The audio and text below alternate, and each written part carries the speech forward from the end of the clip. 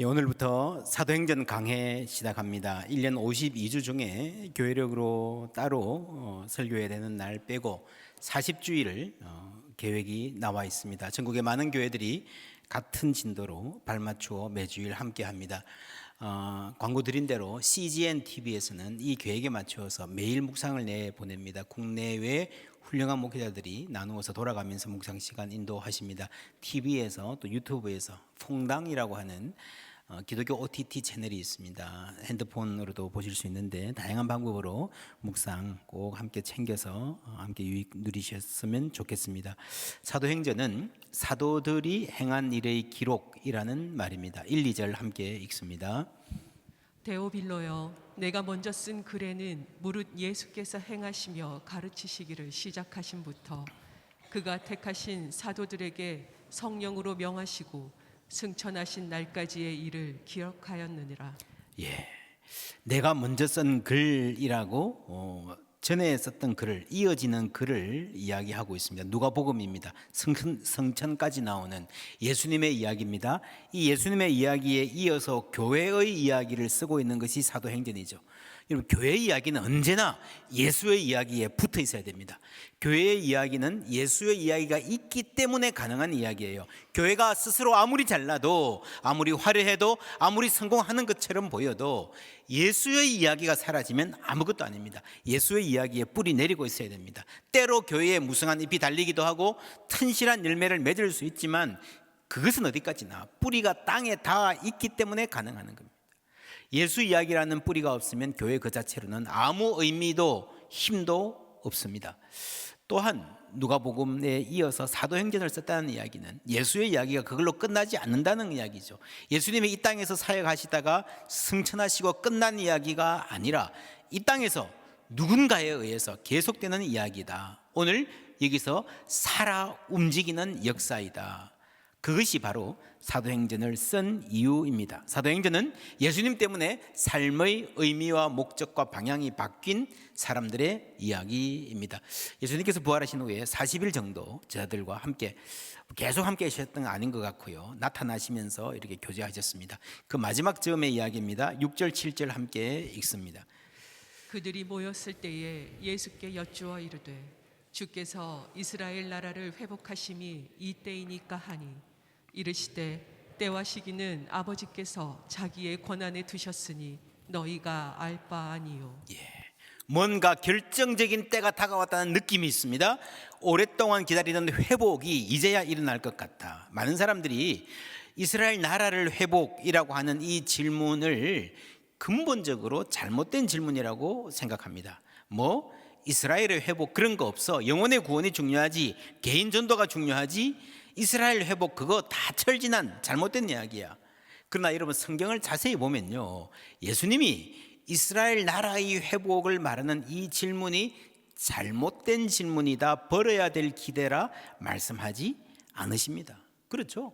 때와 시기는 이스라엘이 회복돼야 되는 건 맞는데 때와 시기는 하나님께 맡겨놓아라 라고 하는 말씀입니다. 사도행전 마지막에는 28장에 바울이 로마에 도착하는 장면이 나옵니다. 거기서 바울이 하는 말이 이러므로 너희를 보고 함께 이야기하려고 청하였으니 이스라엘의 소망으로 말미암아 내가 이 쇠사슬에 매인 바 되었노라. 그냥 잘 살 수 있는 내가 이렇게 죄수가 되어가면서까지 뭔가 노력하는 그 노력의 목표는 이스라엘의 소망이라는 거죠. 여러분, 1장에 이스라엘의 회복이란 말이 나왔고요, 28장에 이스라엘의 소망이라는 말이 나오는데 같은 말입니다. 회복은 여러분 여전히 우리가 기대해야 될 바입니다. 그런데 어떤 회복인가? 3장 20절 함께 읽습니다. 또 주께서 너희를 위하여 예정하신 그리스도 곧 예수를 보내시리니 하나님이 영원 전부터 거룩한 선지자들의 입을 통하여 말씀하신 바 만물을 회복하실 때까지는 하늘이 마땅히 그를 받아두리라. 아멘. 회복이란 말이 나오죠. 만물을 회복하실 때까지. 그래서 여러분, 이스라엘의 회복이라 그랬을 때 그거 아니야. 개인 구원이 답이야. 그래서 이 세상은 불타서 없어지든 말든 그건 모르겠고 그냥 전도 열심히 해서 천국 가자는 이야기만 하면 끝이야 라 아니라 하나님의 뜻은 만물의 회복이라는 말입니다. 그림으로 표현하면 이스라엘 민족의 회복이라는 이 꿈의 크기를 확 줄여서 개인 구원에만 집중하자는 게 아니고요, 반대로 훨씬 확장해서 만물의 회복으로 키워야 시야를 넓혀야 된다라고 하는 말입니다. 이런 본래 하나님께서 이스라엘을 택해서 이루고자 하신 뜻이 무엇입니까? 이스라엘만 잘 사는 것 아니죠. 여러분, 하나님이 아브라함을 택하실 때 이르셨습니다. 아브라함에게 이르시되, 그죠? 2절에 내가 너로 큰 민족을 이루고 내게 복을 주어 내 이름을 창대하게 하리라 하셨고요. 3절에 땅의 모든 족속이 너로 뭐라고요? 말미암아, 너로 말미암아 복을 얻을 것이다. 너로 말미암아, 이것은 through you, 너를 통하여라고 하는 말입니다. 그래서 아브라함을 부르신 것이, 이스라엘을 택하신 것이 너희들만 복받아라 아니고 너희들을 통해서 온 민족을, 모든 민족을, 세계 역사 전체를 새롭게 하시겠다는 하나님의 큰 구원 계획 안에서 부르시는 거예요. 그래서 하나님께서 이 만물을 회복하시는 전체 과정이 구원이고, 이 회복이 선교, 미시오데이, 하나님의 선교입니다. 우리는, 인간들은 생각이 좁고 시야가 좁습니다. 그래서 늘 이것을 강조하면 저걸 놓치고요, 저기에 집중하면 이걸 소홀히 하게 됩니다. 옛날 이스라엘 백성들이 이스라엘 나라의 회복, 틀린 말이 아니고 맞는 말인데 거기에 시야가 한정된 것이 문제입니다. 오늘날도 마찬가지예요. 어떤 사람은 개인 전도에 집중하고 어떤 사람은 사회 변화를 강조하고 다른 걸 놓쳐버립니다. 그러나 하나님은 크십니다. 하나님의 선교는 이 모두를 다 포괄하는 거예요. 사도행전만 보아도 알 수 있습니다. 하나님의 선교, 총체적 회복이 어떻게 일어나는가. 2장에 보면요, 회개하여 각각 예수 그리스도의 이름으로 세례를 받고 죄 사함을 받으라. 한 영혼이 회개하고 회심하여 주께로 돌아오는 개인 구원, 너무도 중요합니다. 그게 전부가 아니고요, 나사렛 예수 그리스도의 이름으로 일어나 걸으라고는 병치유, 믿는 무리가 한 마음과 한 뜻이 되어 모든 물건을 서로 통용하고 그 중에 가난한 사람이 없으니라고 하는 경제적인 회복. 그렇죠? 또 에베소에 이런 일이 일어납니다. 믿은 사람들이 많이 와서 자복하여 행한 일을 알리며, 또 마술을 행하던 많은 사람이 그 책을 모아 가지고 와서 모든 사람 앞에서 불사르니 그 책값을 계산한 적 은 5만이나 되더라. 미신이 타파되는 거예요. 한 사회의 문화가, 여러분, 악의 영들이 떠나가고 문화가 새롭게 되는 거예요. 이런 사회의 총체적인 변화와 회복이 가능하고 오늘도 일어나고 있습니다. 그게 여러분 복음이고 회복입니다. 이 모든 회복, 이 전체 변화의 핵심은요, 그리스도의 부활이에요. 그리스도 안에서 모든 악이 정복되었습니다. 여러분, 세상에서 존재하는 모든 악 중에서 가장 강력하고 가장 고약한 악이 무엇입니까? 사망이죠, 사망. 여러분, 죽음은, 사망은 자연스러운 현상이 아니에요. 본래는 생명으로 충만해야 할 우리를 억누르고 괴롭히는 나쁜 세력입니다. 그것이 정복이 되었다는 겁니다. 그래서 만물의 회복의 출발점은 그리스도의 부활입니다. 예수 그리스도께서 죄와 사망의 권세를 이기고 부활하셨습니다. 그래서 생명의 새 역사가 시작되었습니다. 만물의 회복을 향해 가는 힘찬 행진이, 새 역사가 시작이 된 것입니다. 우리가 이 일의 증인이 되었다라고 말합니다. 8절 말씀 함께 읽습니다. 오직 성령이 너희에게 임하시면 너희가 권능을 받고 예루살렘과 온 유대와 사마리아와 땅 끝까지 이르러 내 증인이 되리라 하시니라. 아멘. 내 증인, 예수 그리스도의 부활의 증인이 될 것이라는 말입니다. 이 말은요, 저기 어느 동네에 어떤 훌륭한 사람이 살았는데 모함을 받아서 억울하게 죽었다가 살아났대요 라고 하는 한 개인의 고립된 과거의 이야기가 아니라 하나님께서 만물을 회복하시는 새로운 역사를 그리스도의 부활 안에서 시작하셨다는 이야기입니다. 그래서 그 회복이, 생명의 회복이 지금 여기서도 계속되고 있다는 현재의 이야기라는 복음이에요. 그래서 여러분, 이 복음이 들어가는 모든 곳에는 회복이 일어납니다. 물론 모든 것이 완전히 회복되는 것은 아닙니다. 3장에서 봤잖아요. 만물을 회복하실 때까지. 이 말은 아직 회복 안 된 부분이 남아 있을 거라는 말이죠. 그러나 분명히 새 창조는 이미 시작되었고 역사는 예수의 부활을 기점으로 그 회복을 향해서 나아가고 있습니다. 이런 사도행전에 병고침을 비롯한 죽은 자도 살아나고요, 많은 기적이 나오는데 성경이 이거를 표적이라고 해요. 표적은 뭔가 하면요, 영어로 사인이란 말이에요. 사인. 이거는 요 병고침 자체보다는 하나님이 일하고 계신다는, 이 세상이 회복되고 있다는 훨씬 더 중요한 사실을 보여주는 하나의 표적, 사인이라는 말입니다. 그래서 여러분, 오늘날도 복음이 들어가는 곳에 회복이 일어납니다. 다양한 회복, 하나님이 보시기에 가장 필요한 회복은 어디든지 언제나 일어나게 되어 있습니다. 때로 병고침으로 일어납니다. 때로 자존감의 회복으로 일어납니다. 위축되어 살던 사람들이 나도 당당한 하나님의 자녀다 하는 건강한 자의식이 생기는 거예요. 그리고 가정의 회복이 일어납니다. 한 도시를 사로잡는 죽음의 타락한 문화가 극복이 되는 일이 일어납니다. 그것이 부흥입니다. 그리고 무엇보다 화해가 일어나는 거예요. 유대인들과 로마 군인들, 서로 같은 공간에 있을 수 없는 사람들입니다. 그런데 이 사람들이 같이 한 집에서 밥을 먹고 하나님의 말씀을 듣고 같은 꿈을 꾸게 되는 놀라운 역사가 일어납니다. 동일한 화해의 역사가 오늘도 가능한 줄 믿습니다. 동일한 회복의 역사가 오늘 우리에게도 가능한 줄 믿습니다. 왜냐하면 사도행전 당시에 역사하시던 하나님의 성령이 오늘도 우리 가운데에 역사하시기 때문입니다. 올 한 해 사도행전 말씀 듣는 가운데서 우리 교회에서 또 한국의 많은 교회들에서 이 사도행전의 역사, 회복의 역사가 일어나기를 축원합니다. 어떤 회복이 일어날지 하나님께 달려 있습니다. 우리에게 가장 필요한 회복 하나님 주실 것입니다. 그 모든 회복 가운데의 가장 중요한 핵심은요, 영혼의 구원입니다. 복음 전파의 역사예요. 오늘 말씀에 두드러진 주제는 성천이죠. 그런데 여러분, 성경을 전체적으로 보면 이 성천은 그렇게 중요하지 않아 보입니다. 왜냐하면 잘 나오지 않아요. 여러분, 사복음 마태, 마가, 누가, 요한 중에서 성천을 구체적으로 보도하고 있는 복음서는요, 누가복음뿐입니다. 이게 중요하지 않다는 말은 몰라도 된다는 말이 아니라 십자가와 부활에 비하면, 여러분, 십자가와 부활은 모든 복음서가 중요하게 다루잖아요. 성천은요, 히브리서에 나옵니다. 히브리서의 성천신학 우리가 2해 전에 열심히 함께 공부했습니다. 기억나시죠? 안 나셔도 괜찮습니다. 오늘은 누가복음, 사도행전에 집중해서 여러분, 성경이 왜 성천을 그렇게 중요하게 다루고 있지 않을까라고 하는 것은요, 굉장히 중요한 신학적 문제입니다. 누가복음, 사도행전, 줄여서 누가행전이 성천을 말하는 이유는 조금 다른 데 있습니다. 이 히브리서와 조금 다릅니다. 우리가 성천과 재림을 말할 때 주로 구름 타고 오신다 그러잖아요, 그죠? 어떤 교회학교에서 어린이가 그렇게 물었습니다. 선생님, 예수님 구름 타고 오시죠? 응. 그럼 구름에서 여기까지는 뭐 타고 오세요?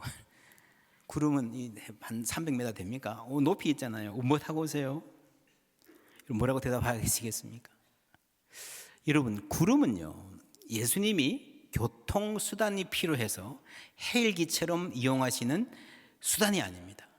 예수님은 구름이 없이도 움직일 수 있습니다. 성경에서 구름은요, 우리가 인간이 알 수 없는, 인간이 표현하기 힘든 하나님 영광의 상징으로 등장합니다. 사도행전에서 예수님 승천하셨을 때에 구름 타고 올라가셨습니까?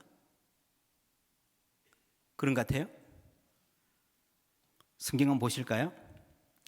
이 말씀을 마치시고 그들이 보는데 올려져 가시니 구름이 그를 가리어 보이지 않게 하더라.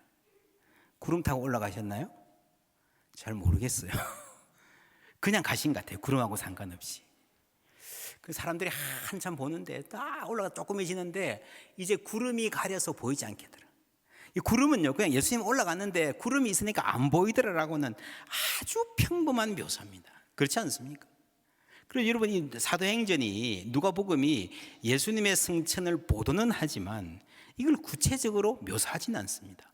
당시 고대의 문서들은 유대교 문서나 비유대교 문서나 이 성천 혹은 비슷한 장면이 나오면요, 굉장히 요란하게 화려하게 웅장하게 묘사합니다. 구약의 엘리야 성천을 보아도요, 많이 요란하지는 않지만 두 사람이 길을 가며 말하더니 뭐가? 불수레와 불말들이 두 사람을 갈라놓고 엘리야가 뭐로? 회오리 바람으로 쫙 가르고 하늘로 올라가니라. 엄청 멋지죠, 그죠? 여러분 뭐 컴퓨터 그래픽을 하든지 이걸 영화로 만들려면 돈 좀 들 것 같아요. 그죠? 불수레 불말 표현해야 되니까.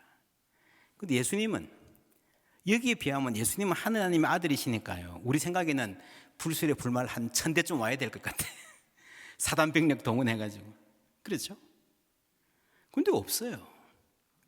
여러분, 사람이 중력을 이기고 하늘로 올라간다는 것 자체가 대단히 특이한 건데 사도행전은 그것도 그렇게 호들갑스럽게 기록하고 있지 않습니다. 일부러 담담하게, 아주 건조하게, 드라이하게 기록합니다. 구름이 나오긴 나지만 그게 특별한 구름이 아니고 그냥 구름이 가려서 예수님이 안 보이게 되었다, 그 말만 하는 거예요. 여러분, 이상하지 않습니까? 왜 그럴까요? 11절 말씀 함께 읽습니다. 이르되 갈릴리 사람들아 어찌하여 서서 하늘을 쳐다보느냐 너희 가운데서 하늘로 올려지신 이 예수는 하늘로 가심을 본 그대로 오시리라 하였느니라. 하늘을 쳐다보느냐, 주목하느냐, 이 말입니다. 하늘 주목하지 말라. 여러분, 하늘만 쳐다보고 있는 이 사람들에게 여러분, 하늘을 왜 쳐다보느냐, 무슨 말이에요? 어디를 보라 말입니까? 땅 끝까지 가라 그랬잖아요. 그래서 여러분, 하늘이 아니고 땅입니다. 그리스도인들의 1차적인 관심은요, 하늘이 아니라 땅에 있어야 됩니다. 성경이 가르치는 믿음에 대한 오해, 여러분, 하늘에 대한 지나친 관심입니다.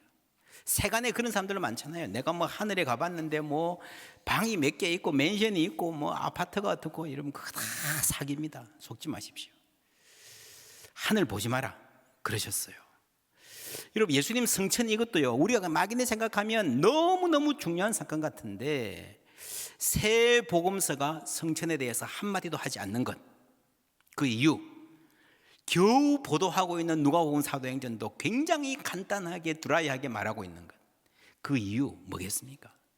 성천 자체를 스펙타큘러하게 막 매력적으로 보이고 싶은 마음이 성경은 없어요. 왜 그런가 하면요, 우리가 주목할 것은 하늘이 아니라 땅이라는 말입니다. 마태복음 보세요. 내가 천국 열쇠를 내게 주리니 내가 땅에서 무엇이든지 매면 하늘에서도 매일 것이요 내가 땅에서 무엇이든지 풀면 하늘에서도 풀리리라. 어디가 중요해요? 하늘이 아니라 지금 땅에서 어떤 일이 일어나는가에 대해서 하늘도 따를 것이다. 정말 놀라운 말입니다. 18장 19절 함께 읽습니다. 진실로 다시 너희에게 이르노니 너희 중에 두 사람이 땅에서 합심하여 무엇이든지 구하면 하늘에 계신 내 아버지께서 그들을 위하여 이루게 하시리라. 아멘. 땅에서 소수의 인원이 모여서 기도하고 하나님 뜻대로 해가는 것이 훨씬 더 중요한, 그러면 하늘이 따르겠다 하는, 여러분, 이만큼 기독교는요, 물론 하늘의 차원이 중요해요. 천국 열쇠라고 하는. 그런데 우리 그리스도인들의 우선적인 관심은 이 땅에서 우리가 해야 될 일에 있다는 겁니다. 복음 전파가 뭐예요? 하나님의 통치가 이 땅에 임한다는 거예요. 나라가 임하옵시며 뜻이 하늘에서 이룬 것 같이 어디서도 땅에서도 이루어지리라. 여러분, 이것이 구원이고 이것이 복음입니다. 지극히 높은 곳에서는 하나님께 영광이요 땅에서는 하나님이 기뻐하신 사람들 중에 평화로다. 역시 땅의 평화, 그래, 땅에 대한 관심, 땅끝. 여러분, 땅끝이 어디입니까? 당시 사람들에게는 스페인일 수 있습니다. 근데 여러분, 스페인이 땅끝입니다. 머릿속에 지도를 그려보세요. 영국은 어디죠? 영국은 세상 밖이야, 그죠? 참 이상한 지도입니다. 실제로 그렇게 생각하는 사람들이 많이 있었던 것 같아요. 이디오피아일 수도 있고 흑해 넘어 저쪽이 땅끝일 수도 있습니다. 러시아, 조지아 저쪽. 중요한 것은 땅끝에 가는 것이 예루살렘에서 비행기 타고 스페인에 내리는 것이 아니라 걸어가는 거예요. 가면서 수많은 마을들, 수많은 도시들, 나라들을 통과해서 갑니다. 가면서 다른 사람들을 만나요. 다른 생소한 언어를 듣고 다른 사고방식을 만나고 다른 음식을 접합니다. 14장에 보면 무리가 바울이 한 일을 보고 루가오니아 방언으로 소리질러 이르되, 이런 말이 나옵니다. 그전에는 이 사람들이 무슨 말을 쓰는지 몰랐다가 어떤 일이 일어나니까 와 하는데 루가오니아 방언이 나오는 거예요. 거기 가면 무슨 말을 쓸 것이다 알고 간 게 아니고 가서 관찰하면서 알아가는 거예요. 여러분, 엉뚱한 동네, 모르는 동네 가가지고 뭘 먹으라고 주는데 이게 무슨 음식이요? 먹어도 되는지 안 되는지 모르겠어요. 어떻게 해요? 여러분, 예수님께서 제자들을 보내시면서 각 마을에 가서 어디 가든지 너희들을 받아주고 환영하는 집에 있을 때까지 머무르라 그랬습니다. 그럼 뭐 먹습니까? 거기서 주는 대로 먹는 거예요. 여러분, 이것이 유대인들에게는 얼마나 힘든 일이었을까요? 지금도요, 유대인들은요, 멀리 여행하면, 보수적인 유대인들은 어디 가면 코시에르 식당이 있는가, 그로스리가 있는가를 늘 염두에 두고 갑니다. 아니면 아예 길을 나서지 않습니다. 여러분 아시잖아요, 그죠? 다니엘서 1장에 보면요, 먹지 말아야 할 음식 안 먹기 위해서 목숨을 걸었습니다. 목을 내놓고 지켰어요. 근데 예수님은 어디 가는 데마다 주는 대로 먹으라 그랬어요. 여러분, 가서 누구를 만나게 될지, 어디서 자게 될지, 무엇을 먹게 될지 전혀 모르는 상태에서 길을 나서는 것, 얼마나 당황스럽고 힘들고 두려운 일이었을까요? 땅끝으로 간다는 것은 두려워하지 않고 낯선 땅을 밟고 낯선 사람과 대화하고 낯선 문화를 마주한다는 것입니다. 그럼에도 불구하고 두려워하지 않고 발걸음을 옮길 수 있는 것은 그 땅이 주님의 땅임을, 그리스도가 다스리는 땅임을 알기 때문입니다.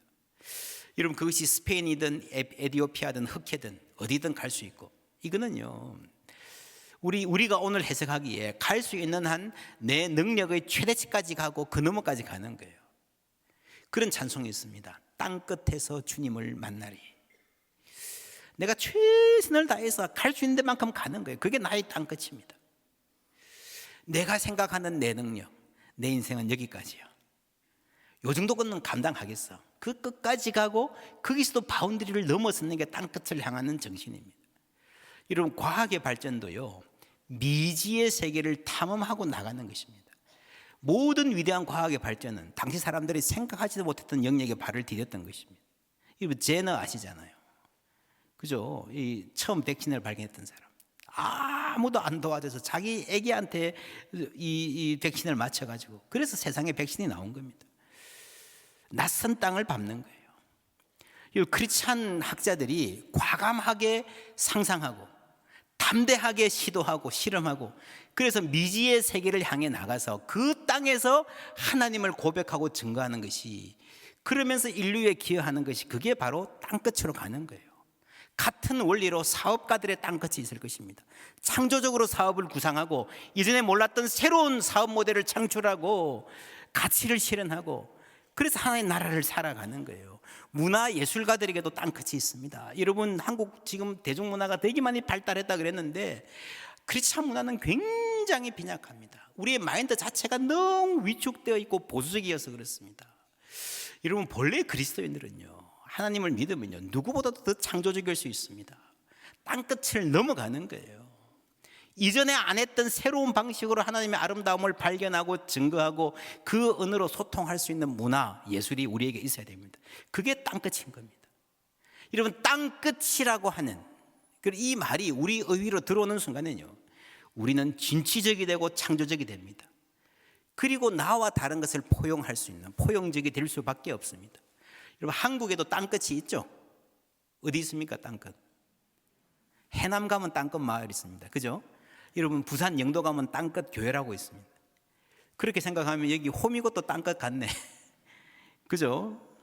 여러분, 대한민국에서 지리적으로 이렇게 이 조그만 나라에서 땅끝이라 하기 조금 민망한 면도 있지만, 한국 중심으로 오면 칠레 정도가 땅끝이라고 하죠. 혹은 아마존의 깊은 산골, 아프리카 오지, 네팔의 히말라야 어귀의 어떤 산맥 마을이 그런 땅끝일 수 있겠습니다. 어쩌면 우리에게 진짜 땅끝은 북한입니다. 가장 멀잖아요. 독일도 가고 히말라야도 가고 멕시코도 가고 러시아도 가는데 북한은 못 가잖아요. 그렇게 생각하면 우리 옆집이 땅끝인 사람도 있습니다. 그죠? 절대로 꼴 보기 싫어. 어쩌면 형제끼리 땅끝에 있는 같은, 그만큼 마음이 먼 사람이 있을 수도 있습니다.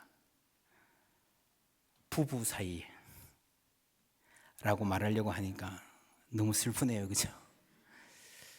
이 땅끝은요, 말이 안 통합니다. 이 세상에서 나하고 가장 말이 안 통하는 사람은 내 남편이야. 집이 바벨탑이에요. 그죠? 그러나 여러분, 성령이 임하시면 소통의 역사가 일어나는 줄 믿습니다. 말이 통하기 시작합니다. 이런 은혜 우리에게 있기를 주님의 이름으로 축원합니다. 말이 통하고 마음이 통할 뿐 아니라 같은 꿈을 꾸게 됩니다. 여러분, 같은 꿈을 꾼다는 것이 얼마나 놀라운 일인지 아십니까? 아내와 남편이 같은 꿈을 꿀 때, 여러분, 자녀와 부모가 말이 통할 뿐 아니라 같은 말을 할 뿐 아니라 함께 같은 꿈을 꾸고 달려나간다면요, 여러분 가정이 정말 엄청난 일을 해낼 수 있을 것입니다. 엄청난 복을 받을 것입니다. 기업도 그래요. 여기에 포항제철에서 평생 보내신 분들 많은데 생각해 보세요. 포항제철의 최고 전성기가 언제였습니까? 나라 경제가 좋을 때에, 정권이 팍팍 밀어줄 때에 아니에요. 같은 꿈을 꿀 때입니다. 여러분, 아무리 밖에서 밀어줘도요, 그걸로는 부족해요. 모든 임직원이 같은 꿈을 꾸고 그 꿈에 헌신할 수 있다면 그때가 그 기업의 전성기예요. 가정도 나라도 마찬가지입니다. 지금 우리나라가 힘들다, 큰일 났다 그러는데요, 왜 힘듭니까? 지금은요, 대한민국 역사상, 한반도 역사상 잘 살 수 있는 조건을 정말 제대로 갖춘 유일한 시기입니다. 당군 이래 국군이 웅비할 조건을 오늘날 같이 갖춘 적은 없었습니다. 그런데 왜 다들 힘들다, 큰일 났다 그러죠? 여러분, 아무리 환경이 좋아도요, 백성이 갈기갈기 찢겨져 있으면 잘 될 수가 없는 거예요. 여러분, 온 국민이, 온 민족이 한 꿈을 꾸는 것 가능할까요? 그렇다면 여러분, 한 걸음 더 나아가서 세계인이 같은 꿈을 꾸는 것이 가능하겠습니까? 한국과 일본이 같은 꿈을 꿀 수 있을까요? 우크라이나와 러시아가 같은 꿈을 꿀 수 있을까요? 시진핑이 집권하면서 중국의 비전을 제시했습니다. 중국몽, 중국의 꿈을 실현하자. 여러분, 그 꿈이 실현되면 다른 나라에도 좋을까요? 인류 평화에 도움이 될까요? 미국과 중국이 같은 꿈을 꾸고 인류 평화를 위해 손잡는 게 가능할까요? 여러분, 우리 시대의 가장 심각한 질문이고, 이것이 바로 성경의 복음이 시작하는 자리입니다. 만물의 회복을 향해 있을 때에 우리는 하나 될 수 있다. 이스라엘의 회복은요, 이스라엘 나라만의 회복이 아니라 하나님의 백성을 통해서 만물이 회복되는 역사를 향해서 나아가는 거예요.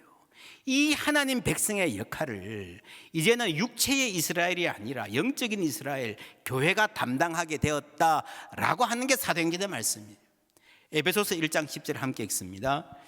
하늘에 있는 것이나 땅에 있는 것이 다 그리스도 안에서 통일되게 하려 하심이라. 아멘. 그리스도 안에서 통일되는 만물의 회복을 향해서 역사가 나아갑니다. 그 출발 스텝 1이 뭔가 하면요, 그리스도의 부활이에요. 그 다음은 뭔가, 스텝 2는 뭔가, 평안에 매는 줄로 성령이 하나 되게 하신 것을 힘써 지키라. 예수를 아는 사람들이 교회를 이루고 그 교회 안에서라도, 당장 세계 만물이 회복이 안 돼도요, 그 교회 안에서 먼저 같은 말을 하고 마음이 통하고 같은 꿈을 꾸기 시작하는 거예요. 그리고 헌신하고 달려가는 거예요. 사도행전은 이 희망의 이야기, 이 공동체의 이야기를 우리에게 전해줍니다. 여러분, 땅끝까지 갈 수 있다라고 하는 것은요, 복음의 보편성을 전제합니다. 복음의 보편성. 무슨 말인가 하면요, 우리가 가는 것 자체가 중요한 거 아니에요. 가서 줄 것이 있어야 돼요. 만약에 내가 여기서 멋진 농사 기술을 개발해서 저 멀리 남미로 간다고, 아프리카로 간다고 하십시다. 근데 가면 이 농사 기술이 그 땅에서 통해야 될 거 아닙니까? 그렇죠. 이 기후에서, 이 토양에서는 안 돼. 그러면 갈 필요 없어요. 한국에서 어떤 성공한 기업의 모델이 있어요. 몽골이나 카자흐스탄 가서 해보자. 갑니다. 아이고, 이 나라 사람들 문화에서는 안 돼. 그러면 갈 필요가 없는 거예요. 여러분, 복음을 들고 땅 끝까지 간다는 것은요, 거기서도 통한다는 이야기입니다. 여기서 복음이면, 여기서 기쁜 소식이면 거기서도 기쁜 소식인 줄 믿습니다. 예수의 부활이 우리에게 복음이면요, 아프리카에서도, 히말라야에서도, 아마존에서도, 그 어떤 굳게 닫힌 공산국가에서도 복음이 되는 줄 믿습니다. 그러니까 선교가 가능한 거예요. 그래서 백수십 년 전에 이 땅에, 우리 땅까지 미국에서, 영국에서 선교사님들이 오신 것 아닙니까? 예수 믿고 예배하는 것, 크리스천 라이프로 사는 것, 그거 우리 같은 사람에게나 맞는 거지. 즉 코리아, 미개한 나라, 거기는 안 돼요. 거기는 문화가 달라요. 토양이 달라요. 그랬다면 올 수 없죠. 왜 왔습니까? 그분들이 모험을 좋아해서 온 거 아니에요. 한국에 대해서 뭐 대단히 잘 알아서 온 거 아니에요. 조상 때부터 무슨 인연이 있어서 온 거 아니에요. 여러분, 대통령 선거할 때 되면 다들 와가지고 내가 이 지역에서 자랐고 우리 처가가 여기에 있고 우리 선산이 이 옆 동네에 있습니다 그러잖아요. 어떻게든 지역 연고를 강조해서 내가 이 고향으로 해서 뭐 하겠다 그러는데요. 여러분, 그 덕 본 사람이 있습니까? 그 사람들이 나쁘다는 말이 아니고요. 고향을 위해서라도 헌신하고 여러분 자신을 바치는 것은요, 그만큼 힘들다는 이야기예요. 그만큼 어려운 일이라는 거예요. 그런데 그 선교사님들은 아무것도 없잖아요. 지역 연고도 없고 말도 안 통하고 핏줄 하나 안 섞이고 음식도 안 맞고, 그런데 왔잖아요. 와서 일생을 바쳤잖아요. 그것이 하나님의 사랑 때문이에요. 이것만 보아도 여러분, 세상의 소망은 정치에 있지 않습니다. 권력에 있지 않습니다. 오직 하나님의 사랑에 있는 줄 믿습니다. 십자가의 그 사랑, 부활의 생명의 능력, 하나님은 나를 사랑하시고 우리를 사랑하시고 저 땅 끝에 아프리카의 아마존의 사람들도 사랑하시는 줄 믿습니다. 그리고 우리가 가진 복음, 하나님 사랑의 그 기쁜 소식은 그 땅에서도 대답이 되는 줄 믿습니다. 여러분, 복음의 중심이 없으면 땅 끝까지 가는 것은 별 의미 없습니다. 가자, 흩어지는 교회 되자, 그런데 좋아요. 그런데 가서 뭐 할 건데? 가서 줄 게 없어. 물론 돈을 가지고 가서 나눠줄 수 있겠지만, 좋은 일 할 수 있겠지만 그걸로는 부족해요. 그래서 선교를 말할수록, 땅끝으로 멀리 가자 할수록 우리에게 복음의 중심은 더욱 중요합니다. 우리가 복음의 사람이 되어야 됩니다. 올 한 해 우리 주제, 우리 다 같이 읽어볼까요? 더 깊이 복음 안으로, 더 멀리 세상 속으로. 더 멀리 세상으로, 세상 구석구석의 모든 영역에 가기 위해서는요, 우리가 더 깊이 복음 안으로 들어가야 됩니다. 나가는 선교가 중요할수록 모이는 교회, 우리가 주님의 품에 안겨서 주님의 사랑을 알아가는 게 훨씬 더 중요합니다. 여러분, 중심이 든든해야 확장도 할 수 있는 거예요. 몇 년간 코로나 이후에 한국교회 최고의 시련과 도전이 바로 이겁니다. 원심력이 커지는 거예요. 교회 안 와도 유튜브로 예배 드려요. 여러분 해보셨죠? 편하고 좋죠? 그게 습관이 되어가지고요, 이제 막 주일 예배도 쉽게 빠지고 다녀요. 수십 년 평생 신앙생활 하면서 한 번도 주일 예배 안 빠졌던 사람들이 코로나 지나고 나니까요, 리조트 가서 유튜브로 예배 드리지 뭐. 이게 여러분, 우리 신앙의 위기입니다. 우리가 평생 동안 그렇게 반듯하게 주일 성수를 해도 이 신앙이 자녀들에게 내려갈까 말까 그러는데 벌써 이렇게 흐트러지면요, 어떻게 되겠습니까? 구심력과 원심력 늘 균형이 있어야 됩니다. 멀리 나가는 건 좋아요. 우리 예배의 방법과 처소가 다양해지는 것 정말 좋습니다. 어디선든 예배할 수 있죠. 그러나 그럴수록 구심력이 없으면요, 우리의 신앙은 산산이 흩어지고 말 것입니다. 복음의 중심이 확고해야 우리는 멀리 갈 수 있습니다. 우리가 이 땅의 일에 주목해야 되지만 그럴수록 천국 열쇠, 하늘에 하나님 주시는 은혜가 있어야 하는 줄 믿습니다. 그래서 우리는 선교의 도전을 받을수록, 세상에 할 일이 눈에 많이 보일수록 더욱 예수 중심, 말씀 중심으로 기도하며 살아야 됩니다. 그러한 복음의 사람을 하나님께서 어떻게 멋지게 사용하시는지 세상에 보여주는 우리 모두 되기를 주님의 이름으로 축원합니다.